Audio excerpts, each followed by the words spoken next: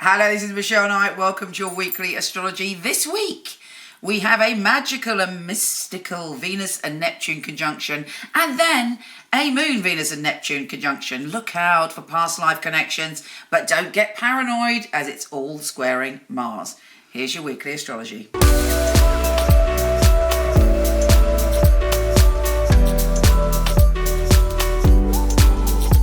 Scorpio, you delicious and mysterious creature. This week we have the most amazing and incredible opening of creativity, of feeling, of emotion, potential romance, sensuality, joyfulness, yes, and playfulness.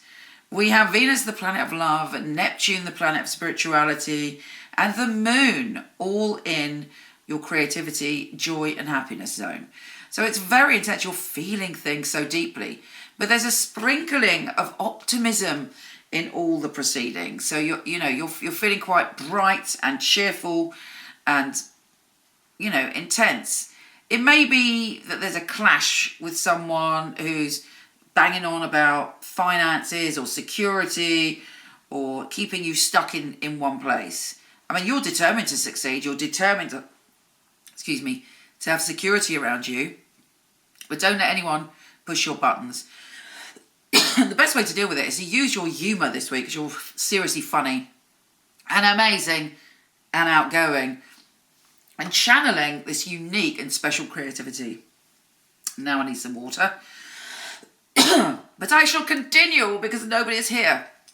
Okay, so what are you going to do with that creativity? What are you going to do with that sensuality? What are you going to do with that joyfulness? Make the most of it, because there are certain times we feel that vibe, and then other times it's gone and we're like, I feel a bit meh today. This is a week of unma. This is a week of embracing pleasure.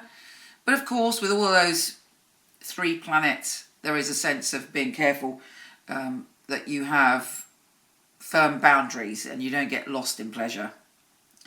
Now, Mercury begins his they's retro shadow, and that's in your home and family zone. On the one hand, because Ceres is also going into your home and family zone, you're really digging in and enjoying and relishing making changes around your home and being all cozy and having pleasure and loving times in your home.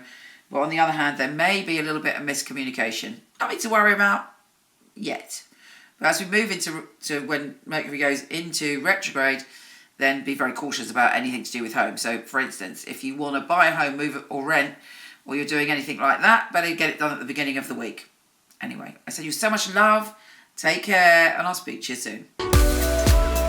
If you want to check out your written monthly, weekly, yearly astrology, pop over to my website, micheleknight.com. I'm not doing readings at the moment, but I do have a company of some of the best psychics and astrologers in the world. I've had the company for 20 years. I handpick them and they are fabulous. So I'm going to start to show you, starting now, their little videos on here. My name's Jonathan. I'm a natural intuitive, healer, empath and coach. I think in my readings people feel a sense of a safe space where they can really be themselves, let go. A motivating and empowering conversation. That's the best way I can describe it. But the way I work, I will instantly make a connection with you and validate that. If I don't, I will tell you otherwise. When the phone rings, I prepare myself. I get a little bit of a sense of what the reading may be, but ultimately for me, it's the first instance of linking with somebody through their voice vibration. It's me getting into your energy and bringing to the surface what you may need to know to move forward for yourself. When you can give somebody a piece of information that maybe will be very personal or relevant to them and you wouldn't have known this otherwise, it's a very enthusing and inspiring time for the reader and the client. Particularly me, I enjoy people's positive reactions to my readings.